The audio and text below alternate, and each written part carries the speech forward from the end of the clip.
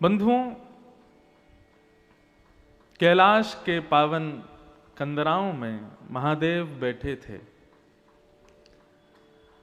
ध्यानस्थ होकर के बैठे थे। पार्वती नित्य उनका दर्शन करती है और नित्य दर्शन करके मन में विचार करती हैं, बाकी सब तो देव हैं परंतु ये महादेव हैं। और महादेव होने के बाद भी पूरा विश्व इनका चिंतन करता है, लेकिन ये नेत्र बंद करके किसका ध्यान करते हैं, किसका स्मरण करते हैं?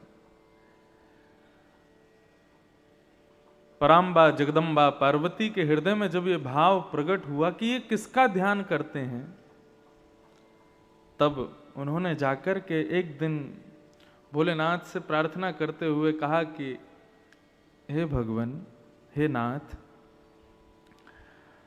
आप महादेव हैं, जगदाधीश हैं, विश्वेश्वर हैं, सब आपको प्रणाम करते हैं, आपका ध्यान करते हैं, आपको नमन करते हैं, वंदन करते हैं, परंतु आप यहां कैलाश की कंदराओं में बैठ करके नेत्र बंद करके आप किसका ध्यान करते हो, आप किसका स्मरण करते हो?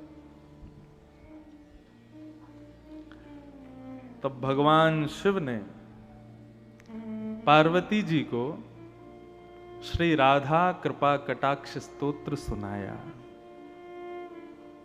मुनिंद्र वृंद वंदिते त्रिलोक शोक हारिणी, कदा करिष्यसि माम कृपा कटाक्ष भाजनम। तब भगवान शिव ने ये राधा कृपा कटाक्ष स्तोत्र सुनाया। प्रसंग बड़ा है। नाथ पहले तो श्री कृष्ण का परिचय देते हैं कि मैं किसका ध्यान करता हूं। बोले बरहा पीडम नटवर वपुः कर्ण यो कर्ण कारम विभ्रद वासः कनक कपिसम वै जयंतीम चमाला, रंध्रान वेणो अधर सुधया पूरयन गोप वृंदैः वृंदारण्यम स्वपद रमणम प्राविशद गीत कीर्ति। मैं इस छवि का ध्यान करता हूं, नित्य उसी में ही रमा रहता हूं। और इनका स्मरण करते करते जब मैं इनको स्मरण करते हुए देखता हूं, किनको? कृष्ण को, तब मैं खोज करता हूं कि ये किसका स्मरण करते हैं। तब प्रकट होती हैं किशोरी जी। और जब भगवान शिव को पता चला कि ये कृष्ण भी इनको ध्याते हैं, इनका ध्यान करते हैं, तब राधा कृपा कटाक्ष स्तोत्र की रचना भगवान शिव ने की। बंधु, आपको पता है विश्व में जितनी भी स्तुतियां हैं, चाहे वो सूर्य की हो, चाहे वरुण की हो, चाहे इंद्र की हो, चाहे अन्य अन्य आदि देवताओं की हो, समस्त स्तुतियों में सर्वश्रेष्ठ स्तुति किसकी है? भगवान शिव की है। शिव महिम्न स्तोत्र जो है उसको स्तोत्र राज कहा जाता है, स्तुतियों का राजा है वो। आप लोग काशी में रहते हैं और काशी तो विद्वानों की, सरस्वती के संतानों की भूमि है। यहां पर हर गली में, हर नुक्कड़ पर, हर 4 घर छोड़ के एक ना एक विद्वान तो होता ही है। गायक भी यहीं से हुए, विद्या के विद्वान भी यहीं से हुए, नृत्य आदि का भी सुंदर भाव प्रकट करने वाले भी काशी के ही हुए। तो स्तुतियों का राजा है शिव महिम्न स्तोत्र। ऐसा कहते हैं कि यदि कोई व्यक्ति शिव महिम्न स्तोत्र का नित्य पाठ करे तो उस व्यक्ति के भीतर, हर व्यक्ति के भीतर दैवी शक्ति होती है। ठाकुर जी सबको खाली नहीं भेजते, सबके पास कोई ना कोई शक्तियां होती हैं। कई लोगों के पास ऐसी शक्ति होती है कि वो लोगों को देख के पहचान जाते हैं कि इस व्यक्ति से हमको संबंध रखना चाहिए कि नहीं। नकारात्मक सकारात्मक ऊर्जाएं स्पर्श करती हैं। कई लोग हैं वो स्थान पर जब जाते हैं तो वहां के भाव से ही उनको पता चल जाता है कि ये स्थान ठीक है कि नहीं। क्यों? ये सब दैवी शक्तियां हैं। कई लोग हैं उनको कैसा भी ग्रंथ दे दो, कैसी भी किताब दे दो, वो तुरंत उसको याद कर लेते हैं। ये सब दैवी शक्तियां हैं। ऐसी अनंत दैवी शक्तियों से परिपूर्ण होता है मानव,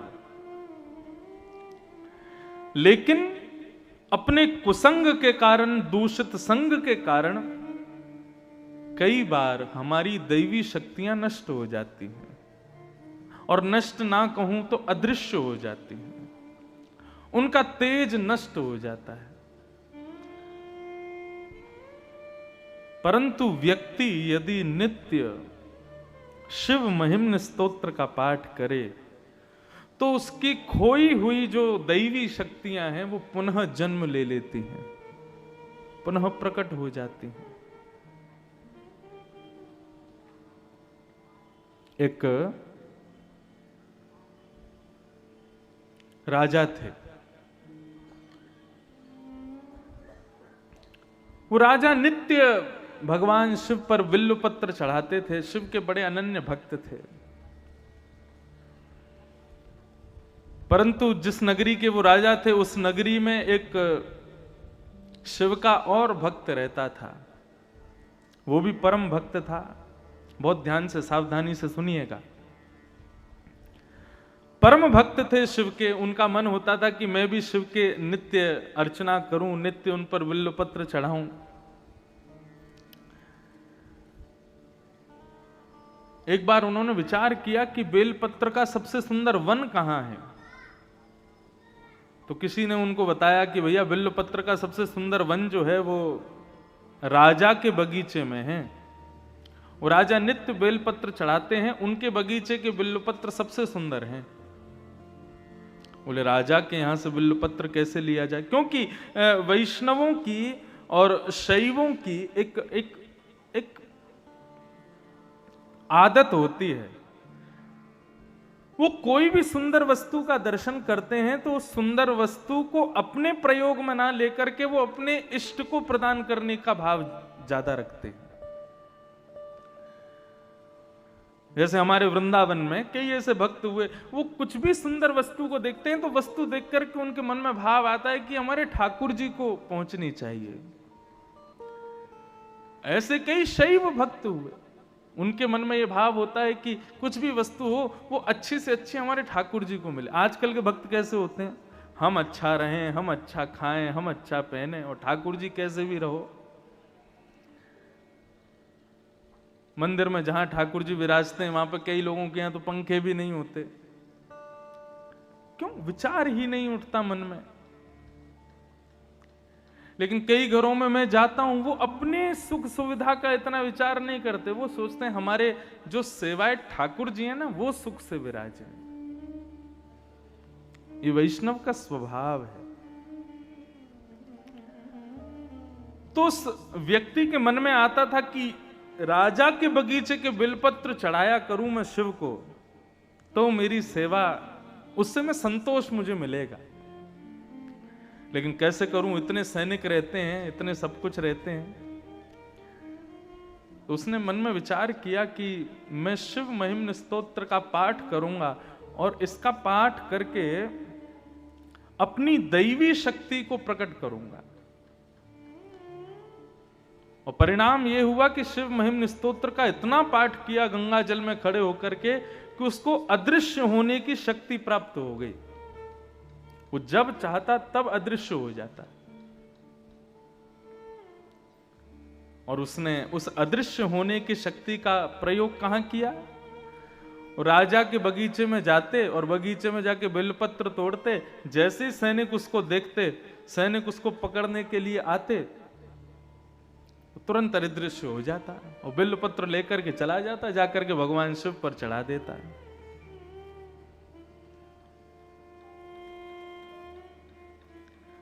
राजा को बड़ी चिंता हुई कि मैं इतने बिल्वपत्र अपने बगीचे में उगाता हूं शिव की आराधना के लिए, और ये व्यक्ति अपनी दैवी शक्ति से अदृश्य होकर के सारे पत्रों को ले जाता है, मुझसे पहले चढ़ा देता है। मेरा बगीचा, मेरी मेहनत और बिल्वपत्र चढ़ाता कोई और है। राजा ने ये चिंता जाकर के अपने गुरुदेव को बताई। तो इनके गुरुदेव ने आज्ञा की कि भैया देखो, ये जितनी भी दैवी शक्तियां होती हैं, इनका नाश कब होता है? कुसंग से नाश होता है, दूषित भोजन करने से नाश होता है, दूषित क्रियाएं करने से नाश होता है, और सबसे सहज नाश होता है ठाकुर जी के निर्माल्य पर यदि पैर पड़ जाए तो भी हमारी दैवी शक्तियां नष्ट हो जाती हैं।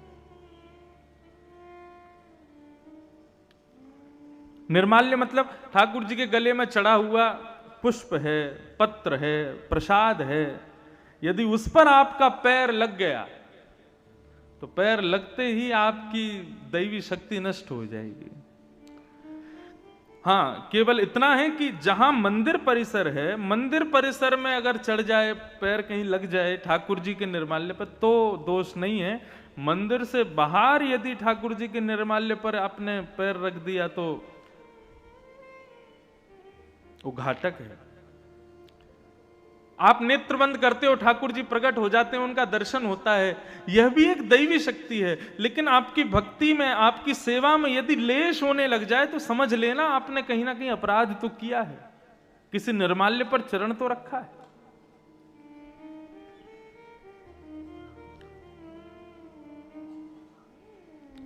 राजा ने जब ये बात सुनी कि निर्माल्य पर पैर रखने से दैवी शक्ति नष्ट होती है, तो शंकर जी के ऊपर चढ़े हुए बिल्व पत्रों को लेकर के राजा गए और जाकर के अपने पूरे बगीचे में फैला दिया।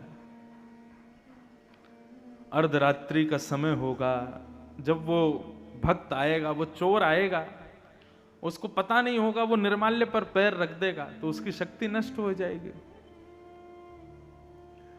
अर्धरात्रि का समय, नित्य की सेवा के लिए, बिल्व पत्र तोड़ने के लिए जैसे ही बगीचे में उसने प्रवेश किया, उसको पता नहीं था, शिव पर चढ़े हुए निर्माल्य पर जैसे ही चरण रखा, उसकी अदृश्य होने की शक्ति नष्ट हो गई।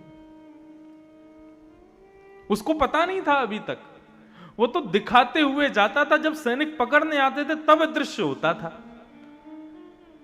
आज बिल्व पत्र तोड़ने लगा, सैनिक जैसे ही तलवार लेकर के उसको पकड़ने के लिए जाने लगे, उसने जैसे अदृश्य होना चाहा, लेकिन आज वो अदृश्य नहीं हो पाया और सैनिकों ने उसको पकड़ लिया। बोले आज आ गया पकड़ में। अब तो वो घबराने लगा, चिंता करने लगा, क्या करूं, कहां जाऊं, कैसे बचूं। सैनिकों ने राजा को बता दिया, बोले कि आज हमने उसको बंदी बना लिया है, पकड़ लिया है। राजा उसको मारने के लिए जैसे ही समीप आने लगे, उस भक्त ने नेत्र बंद करके महादेव का स्मरण किया और स्मरण करते हुए कहने लगा, हे महादेव, मानता हूं कि मैंने चोरी की है, लेकिन किसकी की? पत्र की है। किस लिए की? आपकी आराधना के लिए की है। यदि इससे किसी की संपत्ति नष्ट हुई हो, इससे किसी की आराधना नष्ट हुई हो, तो मैं क्षमा मांगता हूं, लेकिन नाथ, मैंने तो केवल आपकी सेवा के लिए इस कार्य को किया था, आप मुझ पर कृपा करो। और नेत्र बंद करके महादेव का स्मरण करते हुए वहीं खड़े खड़े शिव महिम्न स्तोत्र का गान करना प्रारंभ किया। गान करते करते करते करते करते जैसे ही महिम्न स्तोत्र विराम हुआ, राजा ने जाकर के अपनी तलवार से उस पर प्रहार करना चाहा। स्तुति का विराम होते ही उसकी जो अदृश्य होने की शक्ति थी वो पुनः प्रकट हो गई और वो वहां से अदृश्य होकर के महादेव के पास चला गया। कहने का अभिप्राय क्या है? ये इतनी बड़ी कथा मैंने क्यों सुनाई? शिव महिम्न स्तोत्र में इतनी शक्ति है। यदि आप नित्य श्रावण मास में गंगा में कंठ भर जले में खड़े होकर के नित्य 108 शिव महिम्न स्तोत्र का गान करो, पाठ करो, मन चाही सिद्धि प्राप्त कर सकते हो। यहां तक कि अदृश्य होने तक की सिद्धियां प्राप्त हो जाती हैं शिव महिम्न स्तोत्र से। ऐसे स्तुतियों के राजा हैं शिव महिम्न स्तोत्र, लेकिन वो शिव भी किसकी आराधना करते हैं? हमारे श्री कृष्ण की, हमारी श्री किशोरी जी की आराधना करते हैं, हमारी श्री लाडली जी का नाम गाते हैं।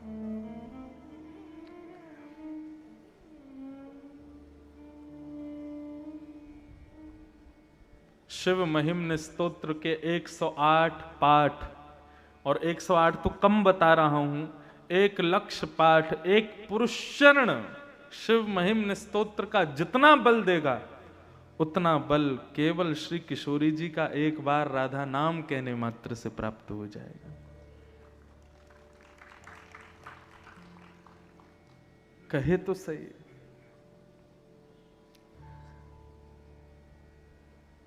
आज सुबह जब मंगला में दर्शन करने के लिए गया, मैं तो वही फॉर्मूला अपनाता हूं जो मैं कल कथा में बता रहा था। मैं शिवालय में ओम नमः शिवाय नहीं कहता, मैं शिवालय में जाकर के ठाकुर जी का ही नाम गाता हूं।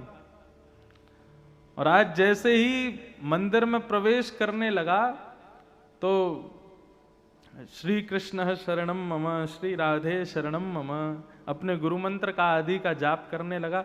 मंदिर में प्रवेश करते ही मेरी माला का एक मन का टूट गया।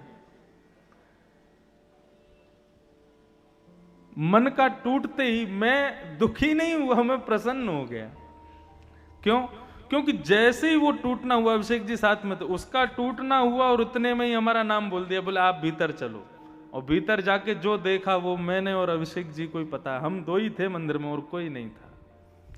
हमारे सामने ही शिव मानो उवासी लेकर के उठे हों, अंगड़ाई ले रहे हों, दर्शन देने के लिए बैठ रहे हों, वो सब अनुभव हुआ।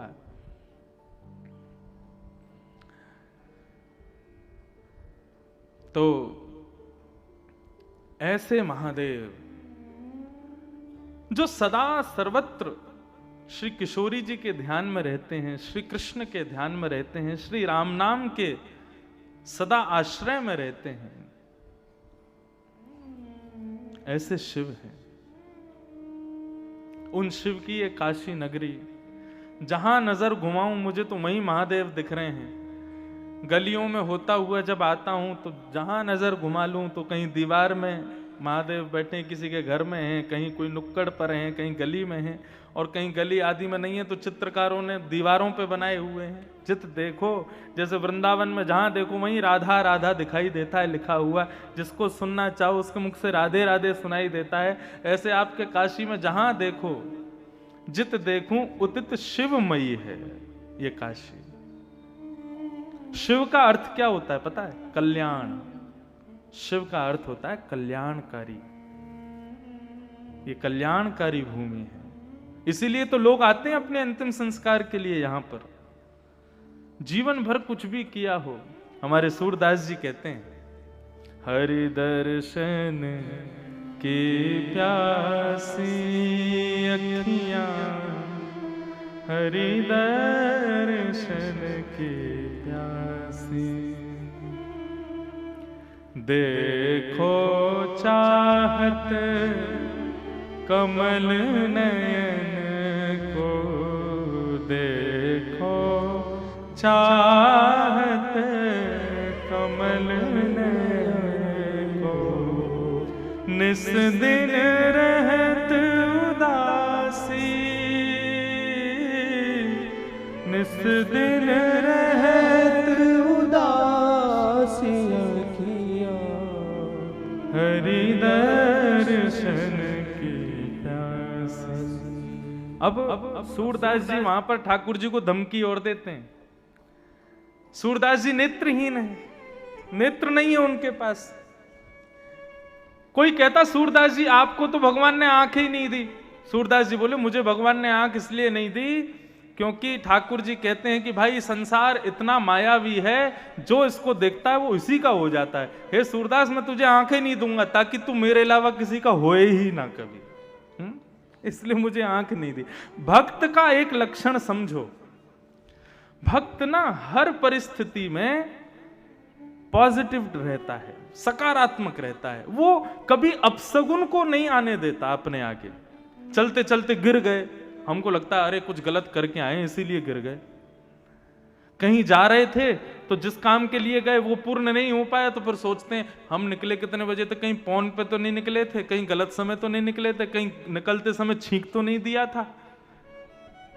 कहीं कोई निकल रहा होता है, कोई झाड़ू लगा रहा हो तो अभी मत निकलो, क्यों? बोले झाड़ू लगा रहा है, निकलते हैं तो कार्य पूरे नहीं होते, आदि आदि ऐसी बातें। भक्त के अंदर ये अपसगुन प्रवेश नहीं करता। अब कई बार फ्लाइट ही होती है 11:45 बजे, 11:45 बजे, अब फोन पे कहते हैं अपसगुन होता है, वो फ्लाइट टेक ऑफ ही कर रही है फोन पे, तो क्या करोगे बताओ? नहीं बैठे हैं ऐसे हवाई जहाज में? समय तो समय, मानोगे तो वो सच में ही नकारात्मक हो जाएगी बात, इसलिए मानो ही मत, विचार ही मत करो। सूरदास जी चाहते तो ठाकुर जी को कोसते कि आपने मुझे अंधा क्यों बनाया, लेकिन वो कोसते नहीं है, उसमें भी अच्छा सोचते। एक बात और कहते, सूरदास जी से किसी ने कहा आपको तो आंख नहीं दी भगवान ने, तो सूरदास जी दूसरा उदाहरण क्या देते, बोले मुझे ठाकुर जी ने आंख इसलिए नहीं दी, संसार को आंख दी है। मानो भगवान सबसे कह रहे हैं तुझको आंख दी, तू अपने आप अपना रास्ता देख करके चल, कहीं गड्ढा हो तो बच के चल, कहीं ठोकर आवे तो बच के चल। मैंने सूरदास को आंख क्यों नहीं दी? बोले सूरदास को आंख इसलिए नहीं दी, बोले इसकी उंगली पकड़ के तो मैं ही चलूंगा। आंख नहीं दी तो सूरदास जी तो खुश होते, मुझे आंख इसलिए नहीं दी क्योंकि तुम सब तो अपनी आंखों के वजह से चलते हो, मैं तो ठाकुर जी की उंगली पकड़ के चलता हूं, वो जहां ले जाते हैं वहां चला जाता हूं। लेकिन आज सूरदास जी बड़े उदास, और आज ठाकुर जी से विनती कर रहे हैं, हे नाथ, मैंने जीवन भर आपको हृदय में ही देखा है, नेत्रों से कभी नहीं निहारा क्योंकि मुझे दिखता नहीं, लेकिन मैं इस भाव में था, आपने मुझे नेत्र इसलिए नहीं दिए क्योंकि एक दिन आप प्रकट होकर के मुझे दर्शन दोगे, लेकिन कब होगे प्रकट? हे नाथ प्रकट हो जाइए ना। केसर तिलक मोतिन की माला, वृंदावन के वासी, नेह लगाए त्याग गए तृण शम, डार गए गल फांसी, अखियां हरि दर्शन के प्यासी। काहू के मन की को जानत, लोगन के मन हासी। और फिर सूरदास जी धमकी देते हैं ठाकुर जी को, सूरदास प्रभु तुमरे दर्श बिन, ले हो करवट काशी, अखियां हरि दर्शन की प्यासी। अब ये लेहों करवट काशी, इसके बहुत अर्थ हैं, बहुत भाव है। सूरदास जी भगवान से कह रहे हैं कि हे नाथ, या तो मुझे दर्शन दो, नहीं तो लेहों करवट काशी। लेहों करवट काशी का मतलब, अब काशी करवट स्थान भी है, लेकिन आपको बताएं काशी एक चीज के लिए और प्रसिद्ध है। क्या? व्यक्ति अपने अंतिम काल में यहां आकर के रहने लग जाते हैं और विचार करते हैं, इंतजार करते हैं अपनी मृत्यु का, क्योंकि ऐसा मान्यता है कि यहां पर मृत्यु प्राप्त होना मतलब सीधा मोक्ष धाम। काशी की आकृति कैसी, हमारे पंडित जी हमको बता रहे थे, कितना सुंदर भाव। काशी की आकृति कैसी है? धनुष आकार में, और इस धनुष का तो नित्य दर्शन मुझको हो रहा है। मैं जहां से आता हूं, यदि गाड़ी से आऊंगा तो 2 घंटे में पहुंचूंगा यहां, मैं आता हूं नाव से, तो पूरी काशी ऐसे धनुष आकार में, धनुष आकार में काशी है। और उसकी प्रत्यंचा कौन है? ये गंगा जी उसकी प्रत्यंचा है। तो धनुष आकार की काशी, प्रत्यंचा गंगा, और धनुष आकार की इस काशी के बिल्कुल मध्य में कौन बैठे हैं? महादेव। मणिकर्णिका के घाट पर श्री काशी विश्वनाथ बैठे हैं। तो मध्य में ही तीर लगाया जाता है, तो मध्य में चालक बैठा है। तीर क्या है? बोले राम नाम ही तीर है। वहीं मणिकर्णिका के घाट पर आने वाले शवों के कान में राम नाम दान कर देते हैं। मतलब इस काशी रूपी धनुष बाण पर गंगा रूपी प्रत्यंचा से विश्वनाथ यहाँ मृत्यु प्राप्त करने वाले जीवों के कान में राम तारक मंत्र धारण करके उस प्रत्यंचा को छोड़ देते हैं और सीधा मोक्ष को पहुंचता है। ऐसा भाव है यहाँ का। तो पहला भाव कि सूरदास जी कह रहे हैं लेहूं करवट काशी, मतलब सूरदास जी कह रहे हैं मैं अन्योन्याश्रय कर लूंगा। अन्योन्याश्रय क्या है? एक पति को छोड़ दूसरे पति से प्रेम विवाह करना, ये अन्योन्याश्रय है। तो सूरदास जी मानो भगवान को धमकी दे रहे हैं, बोले यदि आपने मुझको दर्शन नहीं दिया तो मैं आपको छोड़ दूंगा और मैं काशी के जो विश्वनाथ है ना उनकी शरण में चला जाऊंगा। तो लेहूं करवट काशी, एक भाव तो ये। दूसरा भाव लेहूं करवट काशी का मतलब आपने यदि अब मुझे दर्शन नहीं दिया तो फिर मैं अपने प्राणों का परित्याग कर दूंगा। हम काशी जा रहे हैं, पहले के जमाने में इतना कहना मतलब घर के लोग पांव पकड़ ले, अरे भैया ऐसा मत कहो। क्यों? काशी जाने का मतलब क्या? बोले कि अब सुधार जाएंगे हम। लेहूं करवट काशी, सूरदास जी कह रहे हैं भगवान से। और मैंने ऐसा भी सुना कि एक यहां कुआं है।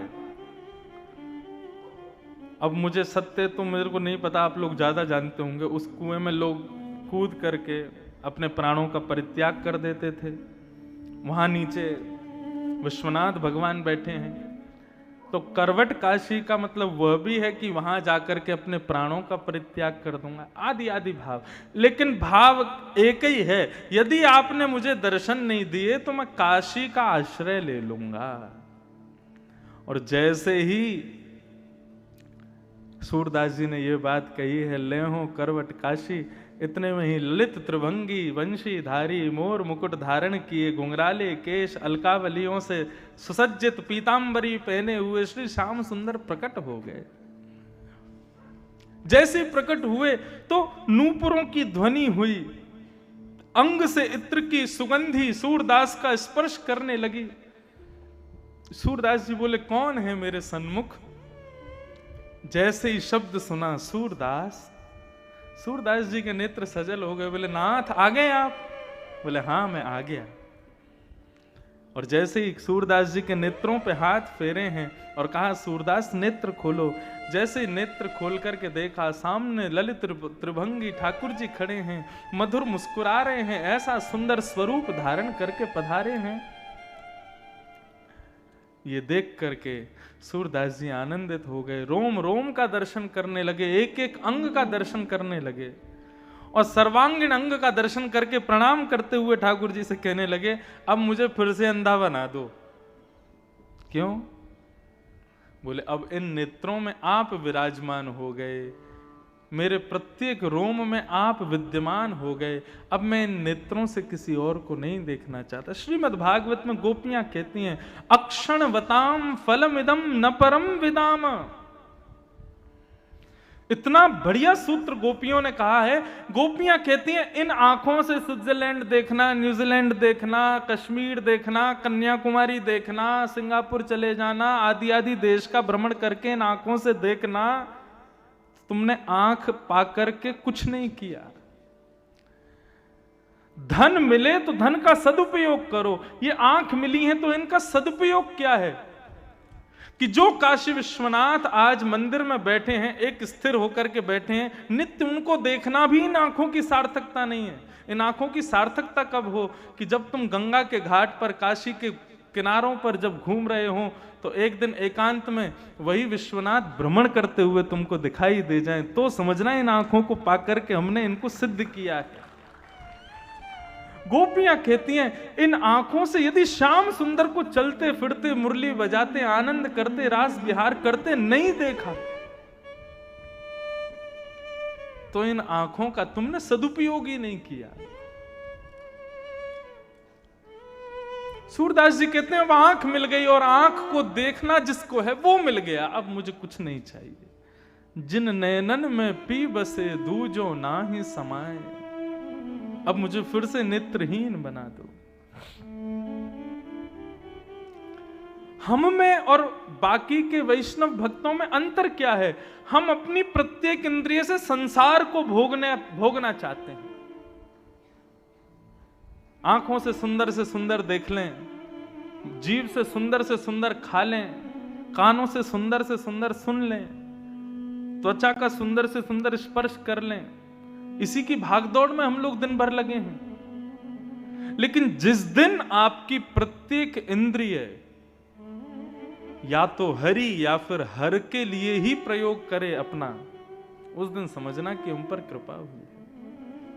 नेत्र केवल उनका दर्शन करना चाहें, कान केवल उनको सुनना चाहें, त्वचा केवल उनका स्पर्श चाहे, पैर केवल उनकी तरफ ही चलना चाहें, जिह्वा केवल उनके प्रसाद का सेवन करे, नेत्र केवल उनका दर्शन करें, तब समझना अब वास्तविक हमारा जीवन श्रेष्ठ हो रहा है।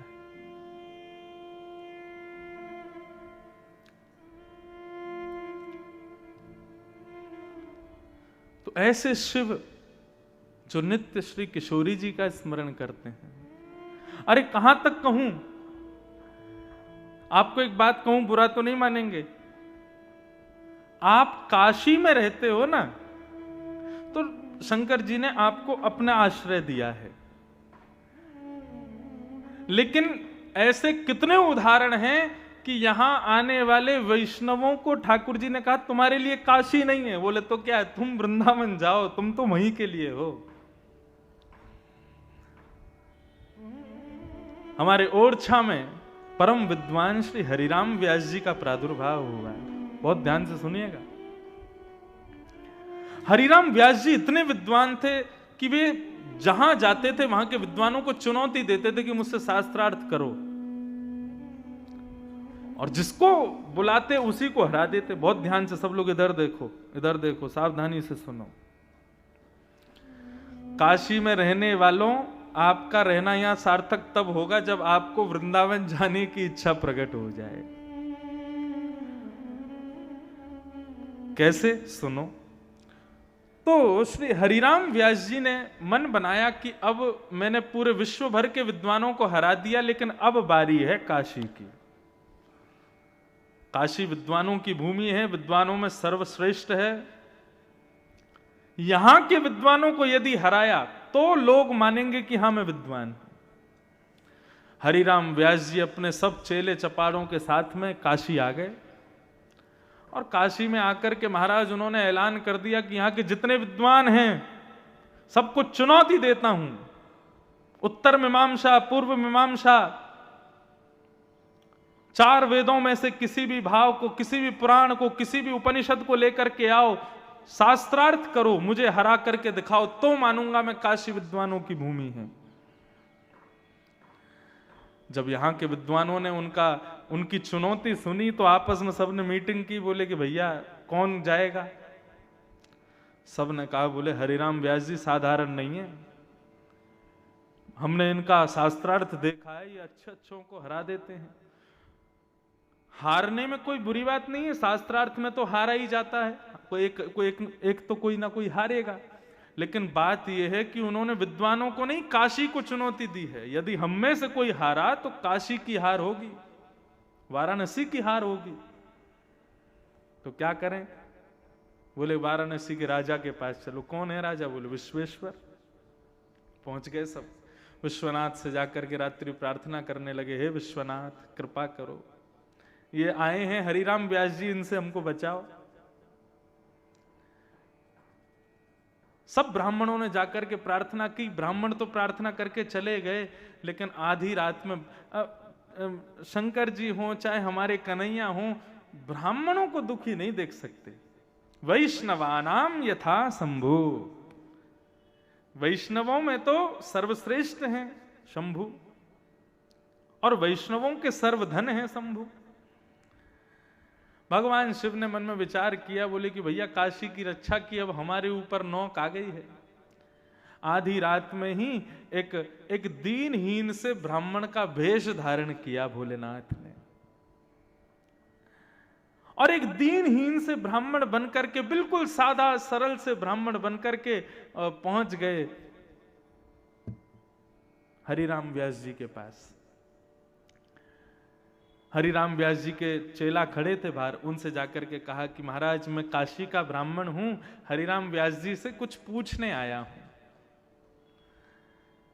बालकों ने जाकर के बताया, बोले महाराज काशी का कोई विद्वान आया है, देखने में तो दीनहीन सा है लेकिन ब्राह्मण है, विद्वान ही होगा।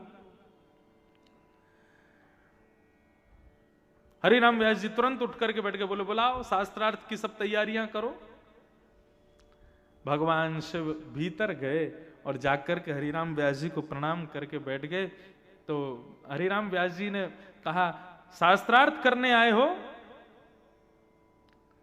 शंकर जी बोले, नहीं नहीं, मैं तो शास्त्र ही नहीं जानता, तो अर्थ क्या करूंगा, मुझे तो कुछ भी नहीं पता। मैंने सुना है आप बहुत विद्वान हैं, तो एक प्रश्न था मन में, उसका उत्तर जानने आया हूं। हरिराम व्यास जी बोले, ये कोई समय उत्तर पूछने का? सुबह आना चाहिए था, इस समय तो हम शास्त्रार्थ के लिए बैठे हैं। बोले अच्छा, तो आप मेरे प्रश्न का उत्तर दे दीजिए, उसके बाद हम शास्त्रार्थ कर लेंगे। बोले पूछो, क्या है तुम्हारा प्रश्न? भगवान शिव बोले, महाराज मैं ये जानना चाहता हूं कि विवेक किसे कहते हैं?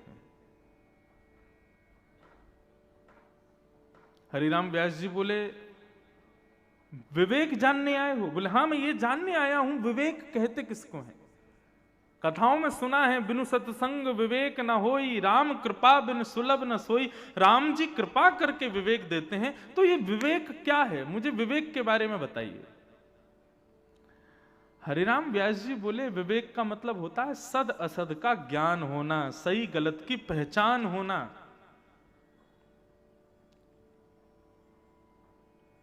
सद असद का ज्ञान ही विवेक है। महादेव मुस्कुराने लगे, बोले मिल गया उत्तर?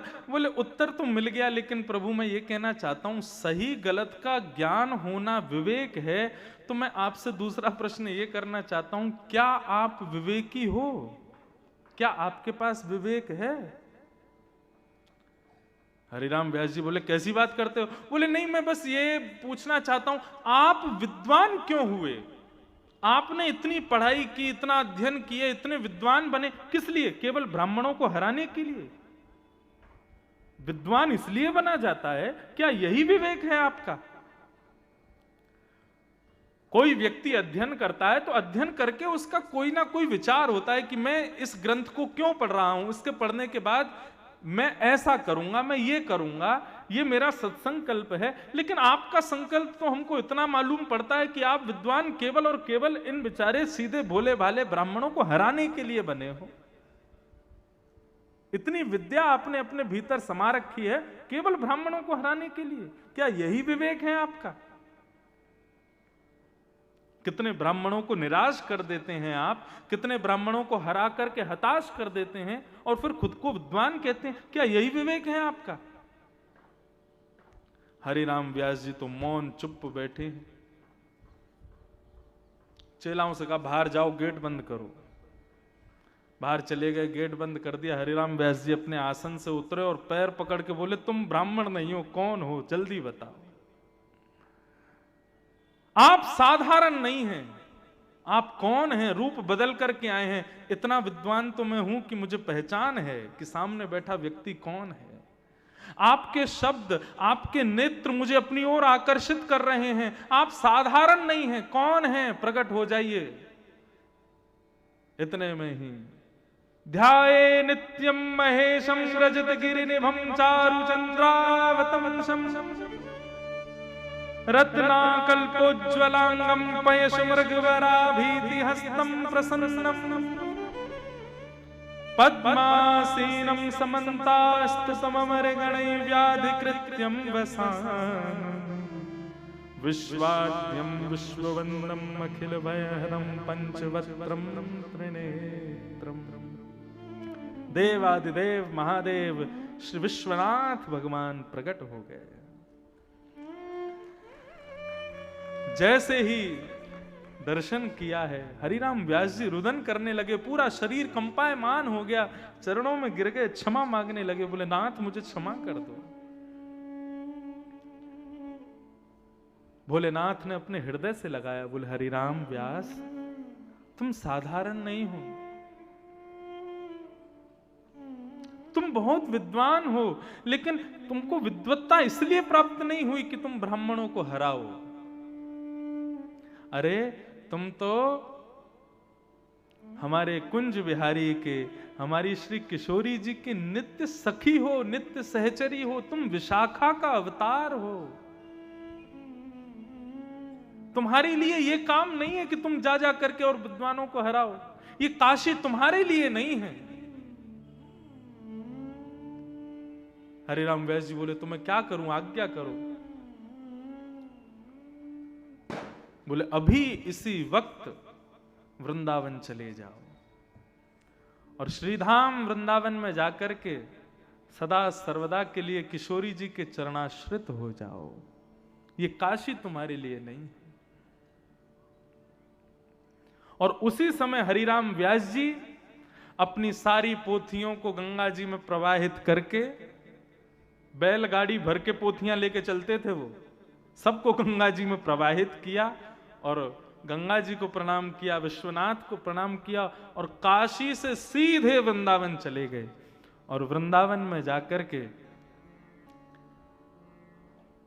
वृंदावन के कुंज हमारे मात पिता गुरु बंधु, वृंदावन के लता वृक्ष बल्लरियों को ही अपना भाई बंधु परिवार सखा ये सब के रूप में स्वीकार कर लिया।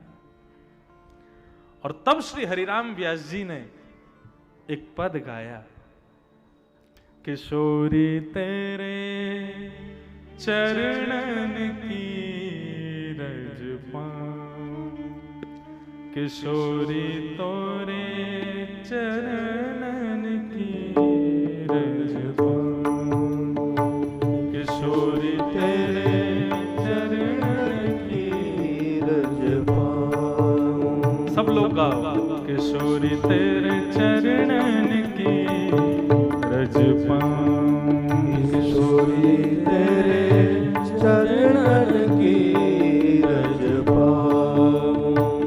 ओ पड़ी रहूं कुंजन के कोने, पड़ी रहूं कुंजन के कोने, पड़ी रहूं कुंजन के कोने, जन के कोने, श्याम राधिका गाऊं, श्याम राधिका गाऊं, ओ श्याम राधिका गाऊं, श्याम राधिका गाऊं, किशोरी तेरे चरणन की रज पाऊं, किशोरी तेरे चरणन की रज पाऊं, किशोरी तेरे चरणन की रज पाऊं, किशोरी तेरे चरणन की। श्री वृंदावन धाम की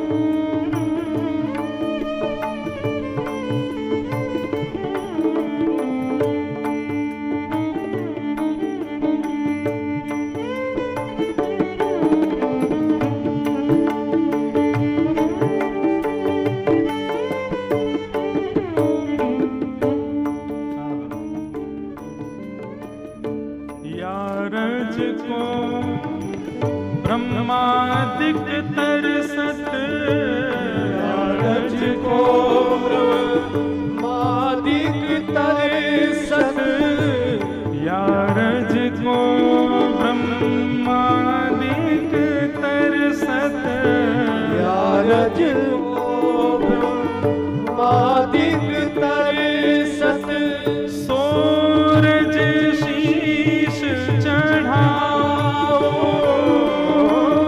सूरज शीश चढ़ाओ, किशोरी तेरे चरणन की रज पाऊं, किशोरी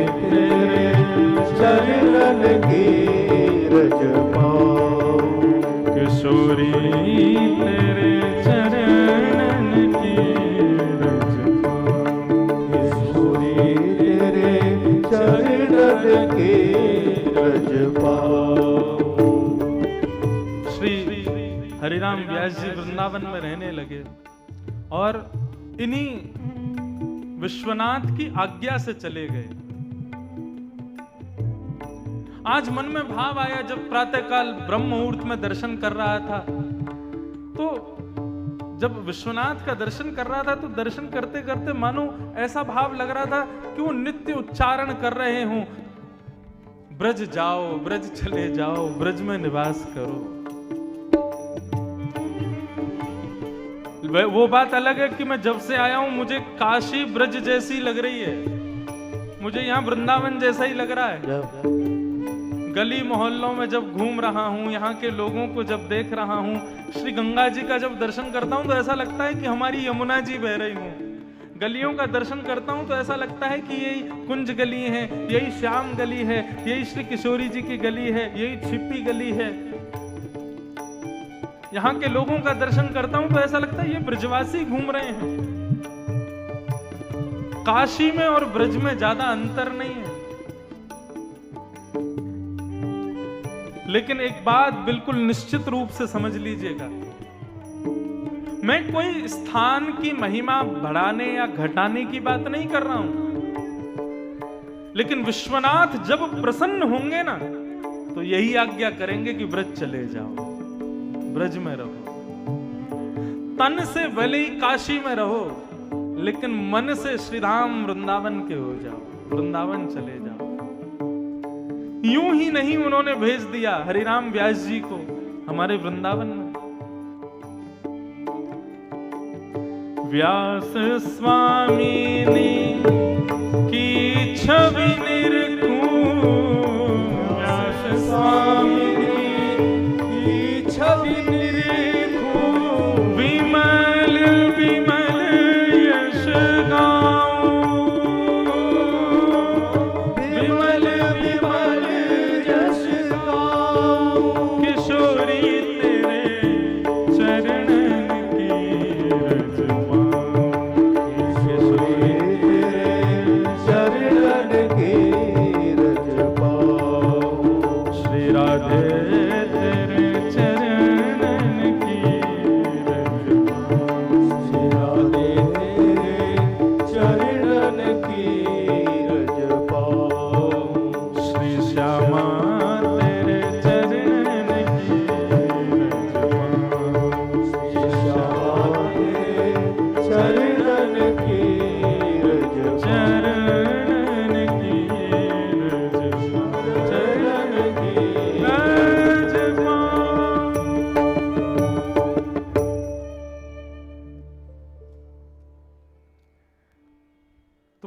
काशी एक धनुष है, गंगा प्रत्यंचा है, चलाने वाले विश्वेश्वर हैं, राम तारक मंत्र है। लेकिन ये बाण दो जगह चलाया जाता है, या तो वैकुंठ की ओर या फिर ब्रज वृंदावन की ओर। या तो यहां से वैकुंठ को प्रस्थान कराते हैं महादेव, या फिर श्रीधाम वृंदावन पहुंचाते हैं। और जो अधिकारी हैं उनको पहुंचाया है। ना जाने कितने हरिराम व्यास जी जैसे कितने अधिकारी काशी में आए और श्रीधाम वृंदावन को प्रस्थान करे। धर्म सम्राट स्वामी श्री करपात्री जी महाराज भले ही तन से काशी में रहते थे, लेकिन मन से सदा श्री श्यामा श्याम के रास बिहार के अनुपम उस माधुर्य में सदा सदावोर रहते थे। उनको तो कई लोग साक्षात महादेव का स्वरूप मानते थे।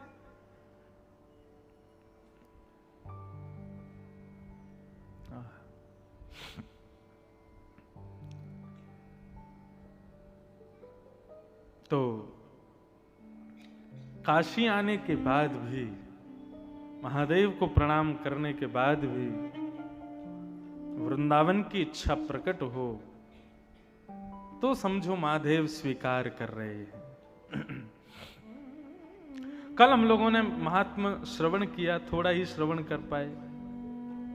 एक तो 80 घाट पर कथा हो रही, गंगा जी बगल में है, काशी में कथा हो रही है, तो विषय कहां से क्या प्रारंभ होता है, कहां जाता है, मेरे बस में नहीं है। अभी महात्मा ही चल रहा है कल से, लेकिन ठाकुर जी से प्रार्थना करेंगे जैसी जैसी आज्ञा करते जाएंगे वैसा वैसा भाव चले। हमारे अभिषेक जी का तो भाव था, महाराज जी अष्ट सखाओं की वार्ता, ठाकुर जी की ब्रज की लीला वही सुनाओ, और महादेव को वही पसंद है। जब लाला को जन्म भयो तो पहुंच गए वहीं पे, मैया अपने लाल को दर्श करा दे, मैया बोली मैं नहीं कराऊंगी। तब से वृंदावन के ब्रजमंडल के हर गांव में महादेव ने अपना मंदिर बना लिया। क्यों? ठाकुर जी की लीला जब हो तो हम उसका दर्शन करें। तो ब्रज की अधिकतर लीलाओं के रसिक हैं महादेव। तो मन का भाव यही है कि ब्रज की जो जो लीलाएं हैं उनका वाचन यहां ज्यादा करेंगे, बाकी जैसी ठाकुर जी प्रेरणा देंगे। कथा क्रम में हम लोग प्रवेश करें। नारद जी महाराज ने यमुना के तट पर एक युवती को देखा। वो युवती कौन है? भक्ति है। और उस युवती की गोद में दो वृद्ध लेटे हैं। वो दो वृद्ध कौन हैं? ज्ञान और वैराग्य उस युवती के पुत्र हैं, भक्ति के पुत्र। बंधुओं, भक्ति के दो पुत्र ज्ञान और वैराग्य। आज विडंबना ऐसी है, स्थिति ऐसी है कि मानव भक्ति के मार्ग पर तो चलता है लेकिन ज्ञान के मार्ग पर शून्य है, वैराग्य के मार्ग पर शून्य है।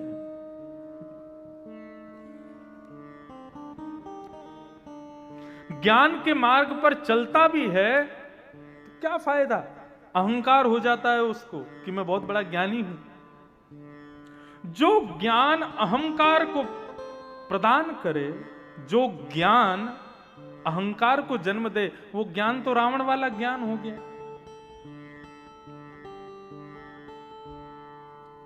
ऐसा ज्ञान नहीं। ज्ञान का मतलब जो अभी अभी मैंने बताया, जो महादेव ने हरिराम व्यास से पूछा, विवेक युक्त ज्ञान, सद असद का ज्ञान होना चाहिए। क्या सही है क्या गलत है? आपको सत्य बताऊं, कोई ज्यादा पढ़ा लिखा ना हो, ज्यादा उसने यूनिवर्सिटी ना पढ़ी हो, ज्यादा स्कूल ना गया हो, लेकिन वो व्यवहार समझता है, वो जानता है कौन से स्थान पर जाना चाहिए, क्या करना चाहिए, क्या नहीं करना चाहिए। इतना विवेक यदि उसके पास है ना, तो बहुत पढ़ने वाले से लाख गुना अच्छा है। वो ज्यादा विद्वान है, वो ज्यादा ज्ञानी है। आजकल स्थितियां क्या हो गई है, बहुत ध्यान से सुनिएगा। जो आगामी जनरेशन है, हमारी आगामी पीढ़ी है, माता पिता किस चीज पर ज्यादा फोकस कर रहे हैं? अच्छे स्कूल में पढ़े, अच्छी यूनिवर्सिटी में पढ़े, अच्छे कॉलेज में जावे, अच्छे ट्यूशन टीचर से पढ़े, लेकिन ये विचार नहीं करते कि उसको विवेक कहां से मिलेगा, उसको संस्कार कहां से मिलेंगे। और हो रहा है, हमारी आगामी जनरेशन, हमारी आगामी पीढ़ी संस्कारों से, विवेक से विमुक्त हो रही है। देव दिवाली है, मैं फ्लाइट में आ रहा था, मेरे बगल में बीएचयू का एक विद्यार्थी बैठा था और एक प्रोफेसर भी बैठे थे। तो मैंने उनसे बस ऐसे प्रश्न किया, देव दिवाली क्यों मनाई जाती है? उसके पास उत्तर नहीं था देने को, रहने वाला काशी का। मुझसे क्या कहता? बोले देव दिवाली पहले तो नहीं होती थी, अभी प्रचलन हो गया है अयोध्या में जब से होने लगी। मैंने अच्छा काशी की देव दिवाली आज की प्रसिद्धि है, वो कब से प्रसिद्ध है? अब हम बताएं, देव दिवाली का बहुत सारे अर्थ हैं, लेकिन एक अर्थ ये भी है कि जब देव सो जाते हैं, जब नारायण शयन में चले जाते हैं, तो विश्व के पालन का कार्यभार दे देते हैं महादेव को। जब देव शयन करते हैं तो पूरे विश्व का पालन करते हैं महादेव। लेकिन जब देवों के उठने की बारी आती है, देव उत्थान एकादशी आती है, तो उस काल में देव दिवाली के समय पर सारे देवता अपना कार्यभार वापस लेने के लिए महादेव के पास आते हैं। वरुण तुम अपना काम लेके जाओ, सूर्य तुम अपनी नौकरी वापस लेके जाओ, सबकी हमने संभाली इतने दिन तक, अब तुम लोग जाओ वापस सब करो। तो सारे देवता कहां आते हैं? महादेव के घर आते हैं। और घर कहां है? बोले काशी है। काशी में आकर के सब अपनी अपनी ड्यूटीज पर फिर से लगने के लिए उनको प्रणाम करने आते हैं, इसलिए देव दिवाली का उत्सव होता है। अनेक भाव हैं, लेकिन एक भाव ये भी है, अब ये बात आज के बच्चों को क्यों नहीं पता? मैं पहले दिन 80 घाट पर आया, 80 घाट की इतनी महिमा सुनी। श्रीमद् वल्लभाचार्य जी यहीं से गंगा में प्रवेश कर गए और सूर्य की किरणों में विलीन हो गए। मानस के रचयिता श्री गोस्वामी तुलसीदास जी महाराज का भी यहीं पर देवगमन हुआ। लेकिन बाहर 80 का स्वरूप देखो आप, क्या हो रहा है बाहर। आजकल के युवान खा रहे हैं, पी रहे हैं, आनंद कर रहे हैं, पिकनिक मना रहे हैं, उल्टे सीधे खाना पीना कर रहे हैं। 80 घाट का जो स्वरूप ग्रंथों में हमने सुना, जैसा हमने पढ़ा, वैसा बाहर दिखता है? नहीं दिखता, क्योंकि हमने हायर एजुकेशन पर ध्यान दिया, हायर विवेक कैसे प्राप्त हो इस पर ध्यान नहीं दिया। बालक एक हाथ से पैर छूते हैं, एक हाथ से पैर छूने से किए गए सारे पुण्य नष्ट हो जाते हैं। कभी भी किसी के पांव स्पर्श करो तो दोनों हाथों से करो, और नहीं तो भैया दूर से ही प्रणाम किया करो, पैर छूने की जरूरत ही नहीं है। कौन बताए ये बात बालकों को? कई बातें हैं, लेकिन इन विषय पर जाना नहीं चाहता। तो मेरा कहने का मतलब यह है, भक्ति पर सबका जोर चलता है, लेकिन उसके पुत्र ज्ञान और वैराग्य को कोई स्वीकार नहीं करता। ज्ञान का मतलब यह नहीं कि तुमको बहुत नॉलेज हो, ज्ञान का मतलब केवल इतना है कि तुम विवेकवान हो। और विवेक कहां मिलता है? सत्संग में मिलता है। बिनु सत्संग विवेक ना हो। विवेकी हो जाओ, वही ज्ञान है। और वैराग्य क्या है? वैराग्य का मतलब पत्नी को छोड़ दिया, बच्चों को छोड़ दिया, माता पिता को छोड़ दिया, पूरे परिवार खानदान को छोड़ दिया और पहुंच गए कहां? कैलाश में जाकर के, बद्रीनाथ में जाके भजन करने लगे। वो वैराग्य है, लेकिन उच्च वैराग्य नहीं है। वस्तु का त्याग करके वैराग्य धारण करना वो उचित वैराग्य है, वो वैराग्य है, लेकिन उच्च वैराग्य नहीं है। उच्च वैराग्य क्या है? वस्तु के मध्य में रह करके भी उसके प्रति आसक्ति ना होना, ये उच्च वैराग्य है। हम कचौड़ी नहीं खाते, हम रसगुल्ला नहीं खाते, हम समोसा नहीं खाते, तो क्या करते हैं? उस गली में ही नहीं जाते जहां पे कचौड़ी बनती है। क्यों? कहीं देख लिया तो मन कर आएगा, घूम के जाते। तो ये उचित है कि महाराज कचौड़ी जहां सिक रही है वहीं से जा रहे हो, लेकिन जीप पर कंट्रोल है कि इसको कितनी भी सिक रही हो खाऊंगा ही नहीं मैं। ये उचित वैराग्य है ना? वस्तु सामने हो फिर भी तुम्हारा मन ललचाए ना, ये वैराग्य उचित है।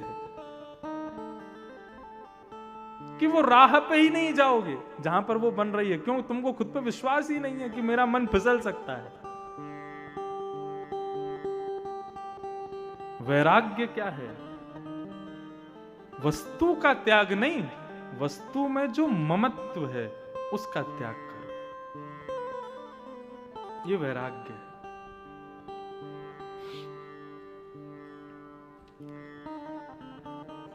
ठाकुर जी के एक भक्त हुए, उनका नाम था श्री कुंभन दास। क्या नाम था?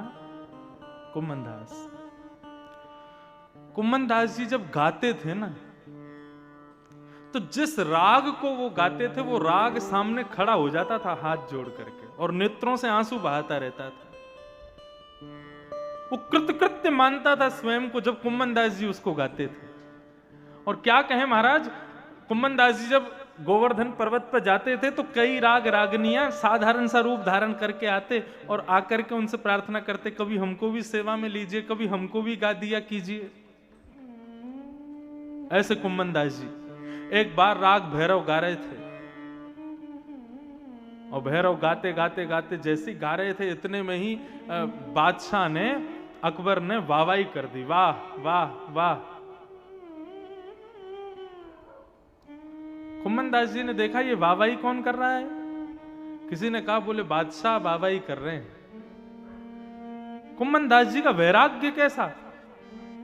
कुंभन दास जी के घर की स्थिति ऐसी थी कि उनके यहां पर एक समय भोजन बन जाता तो शाम के लिए भोजन नहीं होता था। राजा की वाहवाही पर चाहते तो कुंभन दास जी राजा से अपने घर की पूरी स्थिति सही करवा सकते थे, लेकिन कुंभन दास जी का वैराग्य कैसा? उसी दिन अपनी राग मालाओं में से राग भैरव को निकाल दिया। आज के बाद नहीं गाऊंगा। किसी ने पूछा क्यों नहीं गाओगे?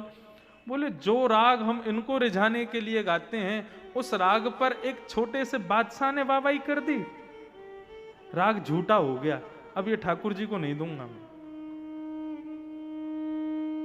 गोपाल जी प्रकट हो गए, प्रकट होकर के कहने लगे, बोले कुंभना, ये राजा को मैं नहीं पढ़ा लिखा के तेरे पास भेजो ताकि तेरे घर की स्थिति सुधर जाए, तेरे घर को सब माहौल सुधर जाए। तूने राजा को ऐसे दुत्कार दियो, ऐसे भगा दियो, वहां के सामने राग ही फाड़ दियो। कुम्भनदास जी क्या कहते हैं, बोले यदि राजा जो सामग्री लाया था वो उससे ले लेता तो अभी मुझे समझाने के लिए आप मेरे पास नहीं आते। आप मेरे पास क्यों आ गए? क्यों मैंने राजा की दी हुई वस्तु को भी ठुकरा दिया। ये है वैराग्य।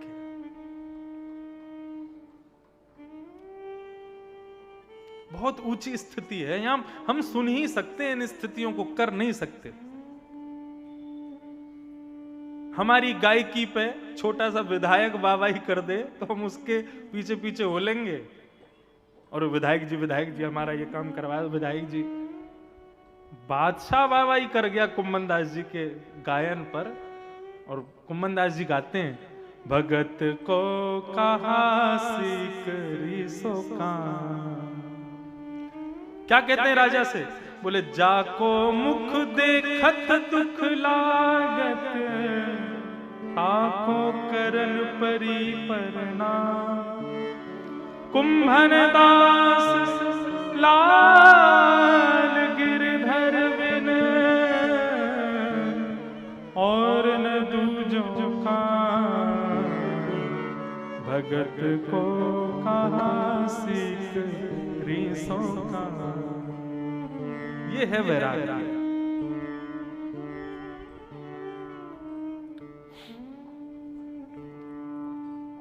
तो वैराग्य और ज्ञान जब इन दोनों से युक्त हम होते हैं तब हमारी भक्ति प्रकट होती है। नहीं तो बिल्कुल स्पष्ट मानिएगा, बिना ज्ञान और वैराग्य के भक्ति कैसी है? जैसे बिना आत्मा के शरीर कैसा होता है? मृतक। हम सबके हृदय में जो भक्ति है ना, वो कई हद तक ऐसी ही है जैसे बिना आत्मा के शरीर। बिना आत्मा के शरीर को गालियां दो, उसको बुरा नहीं लगेगा। बिना आत्मा के शरीर की प्रशंसा करो, उसको अच्छा नहीं लगेगा। बिना आत्मा के शरीर को डंडा से मारो, उसको दर्द नहीं होगा। बिना आत्मा के शरीर को मालाएं पहना दो, वो खुशी से फूलेगा नहीं। क्यों? क्योंकि आत्मा नहीं है। ऐसी हमारी भक्ति है बिना ज्ञान और वैराग्य की। इसलिए ज्ञान युक्त वैराग्य युक्त भक्ति हो। और ज्ञान और वैराग्य क्या है वो बताया हमने। भक्ति महारानी कष्ट में आ गई। नारद जी महाराज ने कहा, देवी तुम चिंता मत करो, तुम्हारा जो भी कष्ट है मैं उसको दूर करूंगा। और नारद जी महाराज सत्कर्म ढूंढते ढूंढते बद्रीनाथ पहुंचे, और बद्रीनाथ में जाकर के सनक सनंदन सनत कुमारों को यह बात बताई कि महाराज भक्ति ज्ञान वैराग्य की पीड़ा दूर कीजिए।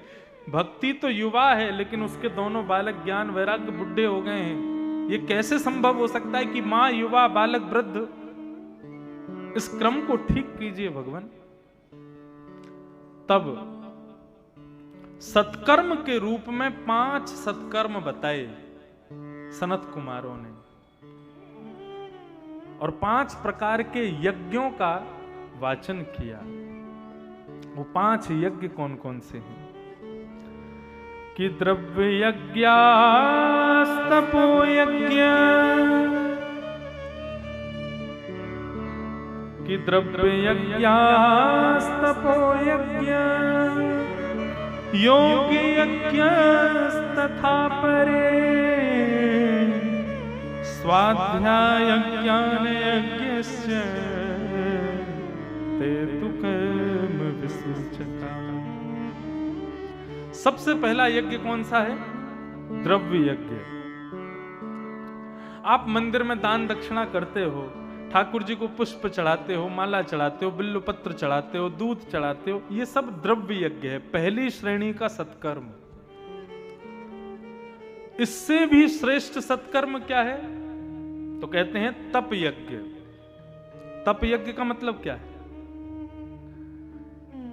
देखो, तप का सीधा अर्थ होता है अपने शरीर को थोड़ी अव्यवस्थाएं दे करके भगवत स्मृति करना। जैसे कि आप लोग सब नीचे बैठे हो, एक आसन पर बैठे हो, बार बार अपने आसन नहीं बदल रहे हो, एक ही आसन पर बैठ के पूरी कथा सुन रहे हो, यह भी एक तप है। बार बार कथा में उठना, बार बार आसन बदलना, तुम्हारा तप टूट जाता है। शरीर को व्यवस्थाओं से विमुख करना और फिर भगवत आराधन करना, उसी को तप कहते हैं। तो ठाकुर जी पर दूध चढ़ाना, बिल्वपत्र चढ़ाना, आदि आदि चढ़ाना, ये तो एक निम्न कोटि का तप है, निम्न कोटि का यज्ञ है। उससे श्रेष्ठ यज्ञ क्या है? बोले तप यज्ञ। एक आसन में बैठ करके हरि स्मृति करना, हरि कथा करना, हरि कथा श्रवण करना, आदि आदि ये सब भाव, ये तप यज्ञ। दूसरा यज्ञ। तीसरा यज्ञ कौन सा है? बोले योग यज्ञ है। योग का अर्थ क्या है? योग का अर्थ होता है मिलना। हम किससे संबंध रखते हैं? वैष्णवों से संबंध रखते हैं, भक्तों से संबंध रखते हैं, जिसके सिर पर उर्ध्वपुंड है, त्रिपुंड है, उससे संबंध रखते हैं। जो ठाकुर जी की आराधना करता है, ठाकुर जी की भक्ति करता है, ठाकुर जी का नाम गान करता है, उससे संबंध रखते हैं। यह योग यज्ञ है। जो हरि का नहीं, वो हमारा नहीं, ऐसी भावना। अच्छा, इस भावना को भी बहुत ध्यान से सुनिए। आप घर में रहते हैं, घर के कई सदस्य हरि के नहीं हैं, तो वो आपके भी नहीं हैं।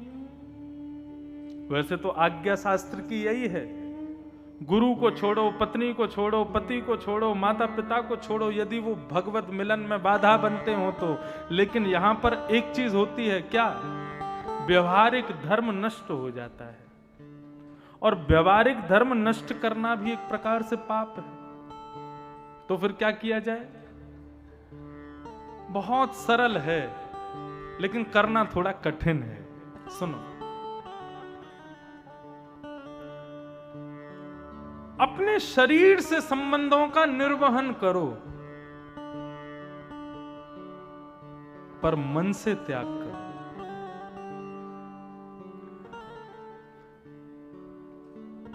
अभी विदेश यात्रा पर था मैं, वहां कई लोग मिले, वो बोले महाराज जी हम बहुत भक्ति करते हैं, लेकिन हम ऐसे देश में रहते हैं, यहां पर हमारे पास 4 लोग बैठे हैं, तो वो 4 लोग भी गौ मांस भक्षी हैं,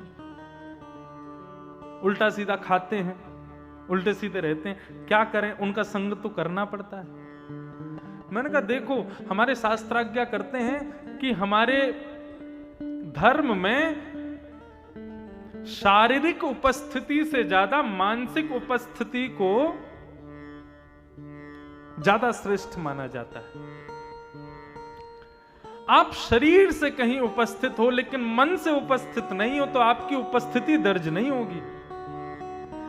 लेकिन आप कहीं शरीर से नहीं हो, मन से वहीं का स्मरण कर रहे हो, तो आपकी उपस्थिति नित्य मानी जाएगी। जैसे हमारे यहां गाते हैं, प्यारे राधा वल्लभ लाल, मन रखियो अपने चरणन में। हम भले ही तन से काशी में रहें, लेकिन हे राधा वल्लभ लाल, हमारे मन को सदा अपने चरणों में रखना। तुम मन से यदि नित्य गंगा के तट पर बैठकर के भी आप वृंदावन का स्मरण करते हो, तो आपके बही खाते में, आपके जीवन खाते में आपकी नित्य की उपस्थिति काशी की ना होकर ब्रज की मानी जाएगी। क्यों? बोले तन से भले ही कहीं भी बैठे थे, लेकिन मन से तो नित्य वृंदावन का स्मरण करते थे। तो हमारे यहां तन की उपस्थिति को श्रेष्ठता नहीं मानी गई, मन की उपस्थिति को श्रेष्ठता दी गई है। मतलब आप तन से संबंधों का निर्वहन करो, लेकिन मन से ना करो। तो मन से जो काम नहीं किया है वही श्रेष्ठ माना जाएगा। हरि विमुख करने वाले यदि परिवार के भी हैं तो तन से तो संबंध निभाओ, मन से मत निभाओ बस। लेकिन वो मन का त्याग तन पर हावी नहीं होना चाहिए, वो तन पर दिखना नहीं चाहिए। बहुत कठिन है। या तो देखो मीराबाई जैसे हो जाओ, या तो तुलसीदास, रैदास, सूरदास आदि जैसे हो जाओ, बिल्कुल सबको छोड़ छाड़ के चले जाओ। लेकिन सबके बीच में रह रहे हो तो फिर तन के संबंधों को निभाओ, मन से भले ही मत निभाओ। तन के संबंधों का निर्वहन करना चाहिए। ये बात हम क्यों बता रहे हैं? योग यज्ञ, योग यज्ञ का मतलब उनसे संबंध बनाओ जो ठाकुर जी से संबंध रखते हो। द्रव्य यज्ञ, तप यज्ञ, योग यज्ञ, और उसके बाद चौथा आता है स्वाध्याय यज्ञ। आप नित्य काशी विश्वनाथ दर्शन करने जाओ, उसका जो फल मिलेगा, और नित्य काशी ना विश्वनाथ का दर्शन ना करके नित्य अपने घर में बैठ करके कभी शिव महापुराण का स्तुति पाठ करो, कभी भागवत महापुराण का पाठ करो, कभी रामचरितमानस का पाठ करो, तो काशी के नित्य दर्शन करने से ज्यादा आपको प्राप्त होगा फल, यदि आप स्वाध्याय करते हो। और वो तो सोने में सुहागा हो जाएगा कि आप मानस लेके, पुराणों को लेके वहीं मंदिर में ही बैठ के ठाकुर जी को सुनाओ। सबसे प्यारी आराधना क्या है भगवान की? बिल्व पत्र चढ़ा रहे हैं, दूध चढ़ा रहे हैं, जल की धारा चढ़ा रहे हैं। आज तो मैंने देखा महाराज, सुबह जितनी देर पुजारी जी अभिषेक कर रहे थे उतनी देर तो शंकर जी ऐसे लग रहे थे वाह प्रसन्न मुद्रा में बैठे हों, और जैसे ही पुजारी जी निकले और महाराज भीड़ का आक्रमण हुआ भगवान शिव पर। मैं जब गर्भगृह में गया तो मैंने देखा असंख्य बिल्व पत्र जाने कहां से बरस रहे थे ऊपर से। कोई दूध चढ़ा रहा, एक ने तो लोटा ही फेंक दिया वहीं। मैंने कि शंकर जी सिर पकड़ के बैठ गए होंगे। मेरे हिसाब से आपके जल चढ़ाने से, बिल्व पत्र चढ़ाने से, दूध चढ़ाने से शायद उनको उतनी प्रसन्नता ना हो। वहीं विश्वनाथ के कॉरिडोर के किसी कोने में बैठ कर के मानस की चौपाइयां गा दोगे, भागवत के श्लोक गा दोगे तो महादेव प्रसन्न हो जाएंगे, आनंदित हो जाएंगे। मुझे बुला रहे थे पुजारी जी, अंदर आओ अंदर। मेरा इच्छा नहीं थी, मैंने कहा आपने अभिषेक कर दिया, मैं अभिषेक अपनी वाणी का कर रहा हूं 80 घाट पर, मैं उसी से ही आनंदित हूं। मुझे नहीं ये चढ़ाना, आपने चढ़ा दिया, हो गया। ये समझना यही विवेक है। मंदिर में होड़ रहती है कि इसने दूध चढ़ाया है तो मैं भी चढ़ाऊंगा। पॉलिथिन फोड़ के अमूल वाली लेके आएंगे, सीधी धार शंकर जी पे। आहा, महादेव खुश हो गए, अमूल वाला लाया, सस्ता वाला नहीं लाया था। सबसे महंगा दुग्धाभिषेक है मानस के सुंदर चौपाई, भागवत के सुंदर श्लोक, इनसे अभिषेक करो।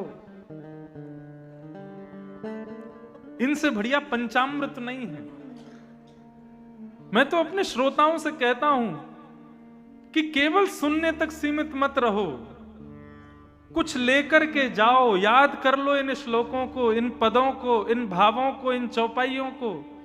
और क्या करो, बोले कोई दुनिया के लोग नहीं सुनेंगे क्योंकि वो इसके लायक है ही नहीं।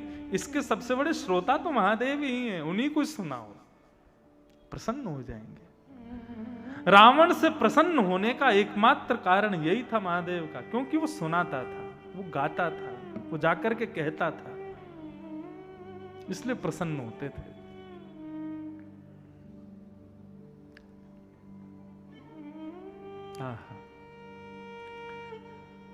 तो द्रव्य यज्ञ, तप यज्ञ, योग यज्ञ, और चौथा है स्वाध्याय यज्ञ। और पांचवा यज्ञ क्या है? सत्कर्म सूचको नूनम ज्ञान यज्ञ स्मृतो बुधई श्रीमद् भागवतालाप सतु गीत सुखादि। शुकाचार्य जी ने जो गीत गाया श्रीमद् भागवत का, इस भागवत की कथा सुनना, इससे बड़ा सत्कर्म दुनिया में कुछ नहीं है। ये मैं नहीं कह रहा हूं, स्वयं भागवत कह रहे हैं। 4 यज्ञ बताए, द्रव्य यज्ञ, तप यज्ञ, योग यज्ञ, स्वाध्याय यज्ञ, और सबसे बड़ा यज्ञ क्या बताया? बोले शुकाचार्य जी के द्वारा कही गई भागवत को श्रवण करना, ये सबसे बड़ा यज्ञ है। इसको करने मात्र से सारे यज्ञ प्राप्त हो जाते हैं। नारद जी महाराज को सनत कुमारों ने कहा कि नारद, यदि तुम चाहते हो कि भक्ति ज्ञान वैराग्य का कष्ट दूर हो तो श्रीमद् भागवत की कथा कराओ। नारद जी हंसने लगे, बोले महाराज आप क्या कह रहे हैं? भागवत में इतनी सामर्थ्य है कि वो ज्ञान वैराग्य को पुनः युवान कर देगी। अरे मैंने साक्षात वेद सुना दिया, मैंने साक्षात गीता सुना दी, उससे कुछ प्रभाव नहीं हुआ तो भागवत से कैसे प्रभाव हो जाएगा? बहुत सुंदर बात कहते हैं सनत कुमार। सनत कुमार कहते हैं कि यथा दुग्धे स्थितम सैफे न स्वादायोपकल्पते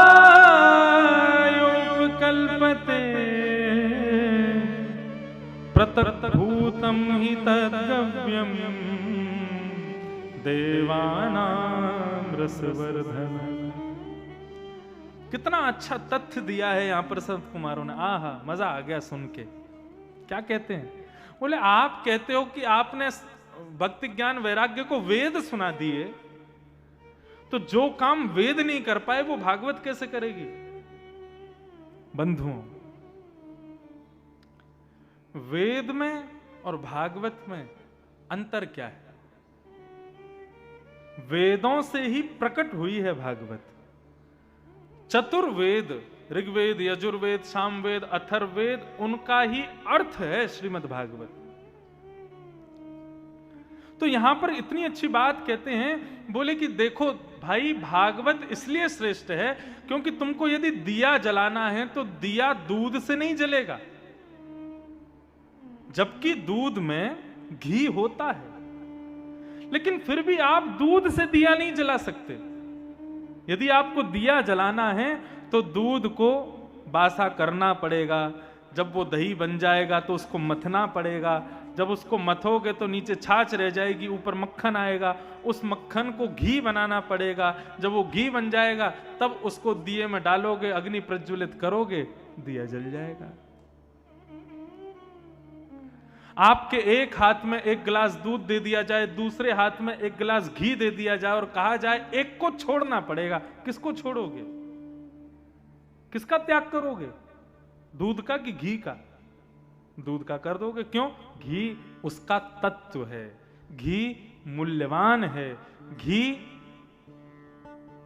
वो प्रदान कर सकता है जो दूध में शक्ति नहीं है।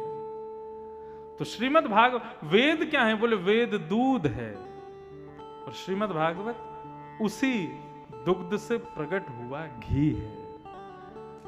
ये जीवात्मा रूपी दिए जो हैं, ये जीवात्मा रूपी, श्रोता रूपी दिए जितने भी बैठे हैं, इनको दूध से प्रज्वलित करना चाहोगे कभी नहीं हो पाएंगे।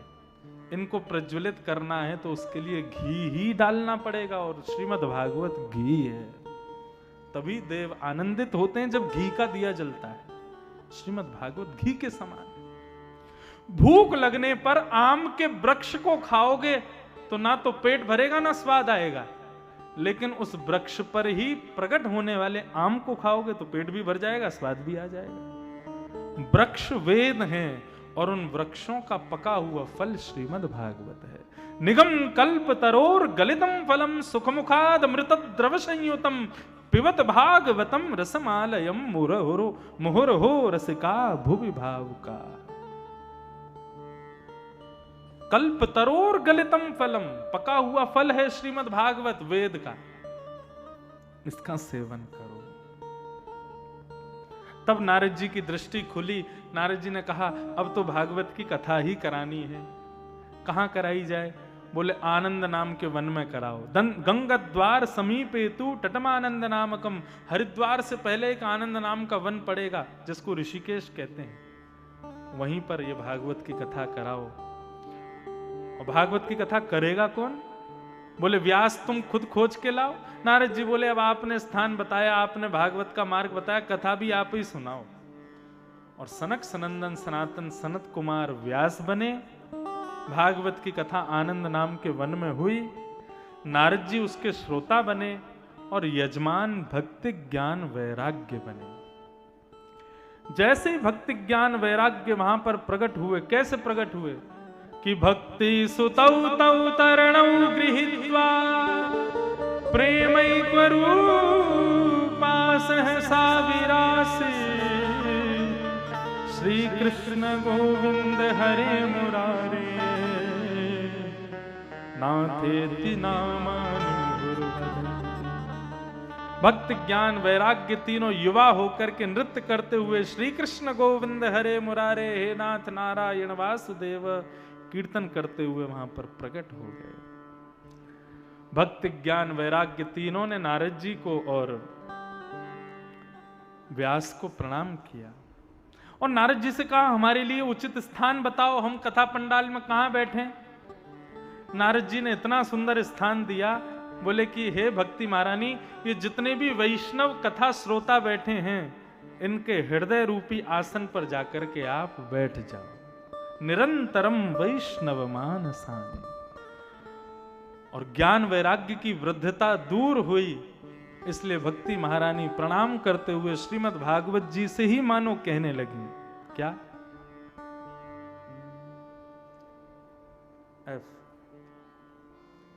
बहुत सुंदर भाव है। हम भी प्रणाम करते हुए भागवत जी से प्रार्थना करें। तेरी शरण में आके मैं धन्य हो गया, तेरी शरण में आके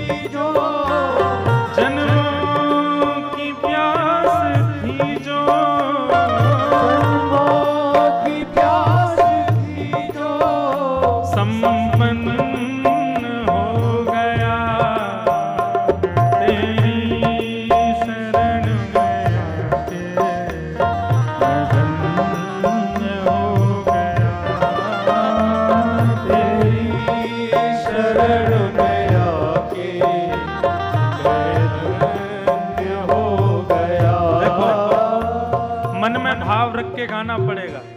मैं ये भाव गा रहा हूं विश्वनाथ के लिए और आप लोग ये भाव गाओ भागवत जी के लिए। अब गाओ। ओ तेरी शरण में आके धन्य हो गया, तेरी शरण में आके धन्य हो गया।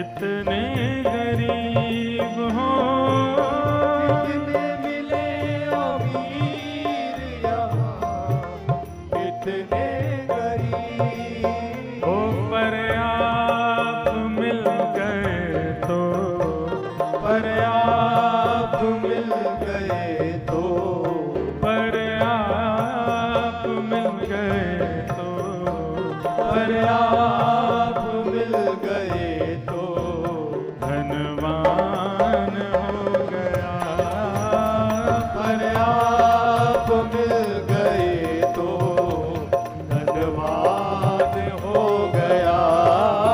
ओ तेरी शरण में आके मैं धन्य हो गया, तेरी शरण में आके मैं धन्य हो गया। ओ जन्मों की प्यास थी जो, जन्मों की प्यास थी जो, जन्मों की प्यास थी जो, जन्मों की प्यास थी जो, संपन्न हो गया, तेरी शरण में आके मैं धन्य हो गया, तेरी शरण में आके मैं धन्य हो श्री राधा गया। रमण लाल।